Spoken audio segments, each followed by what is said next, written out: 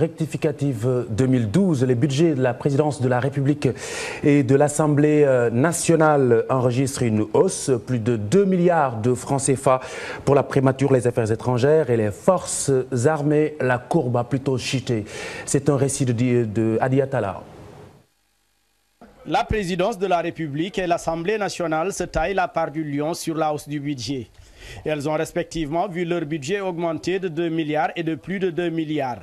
Les 89 millions retirés du budget du fonctionnement du palais ont été réinjectés dans celui des dépenses du personnel qui a connu de 170 millions. La primature, le ministère des Affaires étrangères et le ministère des Forces armées sont les moins lotis. Excepté la primature qui a vu son budget baisser de 1 milliard 600 millions, les deux autres départements ont été délestés de plus de 2 milliards chacun.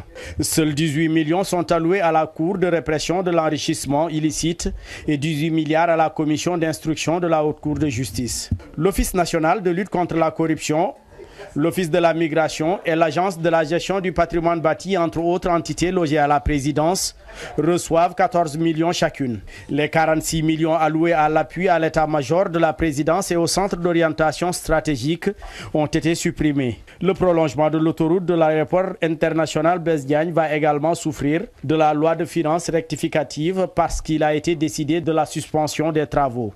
Le recadrage du budget obéit à l'urgence des délestages. 27 milliards ont été alloués au fonds de soutien de l'énergie. L'appui au monde rural en vivres et la menace de la crise alimentaire sont aussi des raisons. Le projet de loi des finances rectificatives est soumis aux députés qui vont l'examiner. Le programme de